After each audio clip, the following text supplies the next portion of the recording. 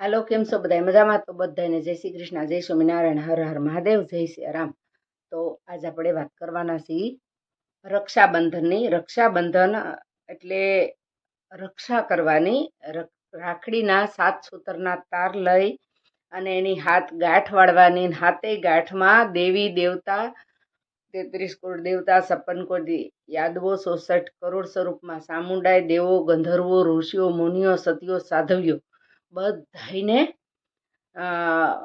કુંતા માતા બાંધી દે છે અને એ રાખડી બાંધે છે. અભિમન્યુને એવું નથી કે ભાઈને જ રાખડી બંધાય,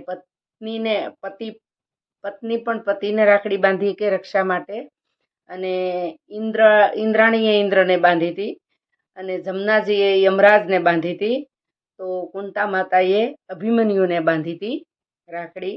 અને રાખડીનો મતલબ, રક્ષાનો મતલબ બધા અટાણે ભૂલી ગયા છે અને એમને આપણે બાંધી દઈએ છીએ. તો રાખડીનો મતલબ હું છે એમાં કુંતા માતા જે મંત્ર બોલે છે અને કુંતા માતાની જે રાખડી ગાય અને સાંભળી ને એને દાન કરે તો એની ભગવાન જીવે ત્યાં સુધી રક્ષા કરે.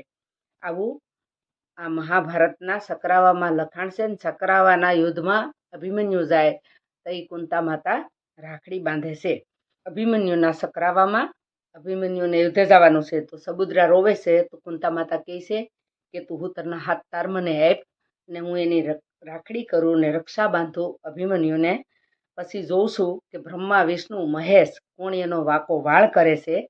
તો આવી રીતના અભિમન્યુને કુંતા માતા રાખડીની ગાંઠો વાળે છે અને ગાંઠોમાં કોને કોને બાંધે છે અને એનો અર્થ પણ કહે છે. તો હાલો આપણે સાંભળીએ અભિમન્યુની રાખડી, કુંતા માતાની રાખડી.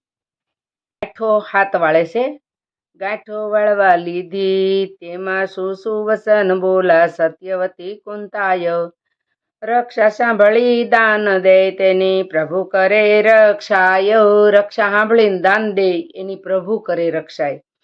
વર્ણ ગાંઠો વાળે શુભ સતી, શાશા બોલી બોલ કહે વલ્લભ શ્રોતા સુણો, સુખ થાશે અતોલ.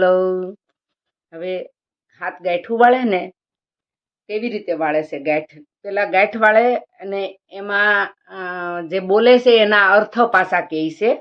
તો આપણે પૂરું રક્ષાબંધન સાંભળીએ કુંતામાની રાખડી. ગાંઠ વળતા સતી બોલ્યા 1 2 3 4 5 ને રક્ષા કરો દિનમાં 10 વાર. ગાંઠ બીજી 7 8 ને 9 10 વળી 11 ને 12 એટલા તુજ રક્ષા કરો દિનમાં 10 વાર. ગાંઠ ત્રીજી 33 36 48 49 52 સાર 66 72 88 કરો રક્ષા 10 વાર. ગાંઠ ચોથી સૂતા બેઠતા ઉભેલા વળી ભીતર વળી બહાર, તે સૌ તુજ રક્ષા કરો દિનમાં 10 વાર. પછી આ બધાનો અર્થ કુંતા માતા કહે છે. ગાંઠ પાંચમી 2 જળસર 2 વનસર બન્યો રાજકુમાર, તે પણ તું જ રક્ષા કરો દિનમાં 10 વાર. આ બધા કોણ છે ને હું છે ને હવે આના પછી એનો અર્થ કહે કુંતા માતા દિનમાં 10 વાર. ગાંઠ છઠ્ઠી કાણો કટ્ટો કુબડો વળી માંકડ ને માંજાર, તે પણ તું જ રક્ષા કરો દિનમાં 10 વાર. ગાંઠ સાતમી જોશી ફોસી ડોસી ને ફાતડો વળી ભાંડ ભરવાડ, તે પણ તું જ રક્ષા કરો દિનમાં 10 વાર. પહેલી ગાંઠનો અર્થ કહે હવે કુંતા માતા. પહેલી ગાંઠનો અર્થ છે 1 પરમેશ્વર, 2 સૂર્યચંદ્ર, 3 ગુણ, 4 વેદ, 5 વિષય, 6 શાસ્ત્ર. આ પહેલી ગાંઠનો અર્થ પૂરો થયો.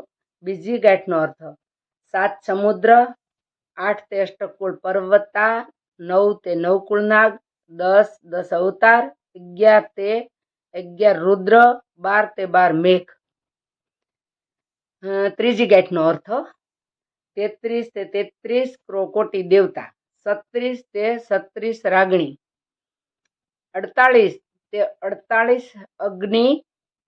ચોથી ગાંઠનો અર્થ હવે સુતા તે શેષાઈ, બેઠેલા પારસનાથ ઉભેલા રણછોડરાય, ભીતર તે ચૈતન્ય આત્મા, બહાર તે સ્વરૂપે પરમાત્મા. 5મી ગાંઠનો અર્થ: 2 જળસર તે મત્સ્ય અવતાર અને કુર્મા અવતાર, 2 વંસર તે નૃસિંહ અવતાર અને વરાહ અવતાર, 2 રાજકુમાર તે રામા અવતાર અને કૃષ્ણ અવતાર. પછી 6ઠી ગાંઠનો અર્થ છે. હવે કાણો તે દૈત્યોનો ગુરુ શુક્રાચાર્ય, ટટ્ટો તે શિવનો પુત્ર ગણપતિ, કુબડો તે કુબડા અંજીરા ઋષિ, માકડ તે હનુમાનજી, મંજાર તે ઇન્દ્ર રાજા, ગૌતમના ઘરમાંથી બિલાડી રૂપે નાઠ્યો હતો. ઇન્દ્ર નાઠ્યો હતો. તો 7મો ગાંઠનો અર્થ: ડોસી તો હું એટલે કુંતા માતા, જોશી તે સહદેવ, ફોસી તે ધર્મ કે જેને યુદ્ધમાં જતા કંટાળો આવે, ફાતડો અર્જુનજી 12 માસ સુધી વૈરાટ નગરમાં વેંઢળ વેશે રહ્યા અર્જુનજી, ભાંડ નારદજી કે જ્યાં જાય ત્યાં લડાઈઓ કરાવે, ભરવાડ તે કૃષ્ણજી જેમણે ગોકુળમાં 11 વર્ષ ને 52 દિવસ રહી ગાયો સારી. તે રીતે 7 ગાંઠનો અર્થ પણ કુંતામાએ કહી દીધો.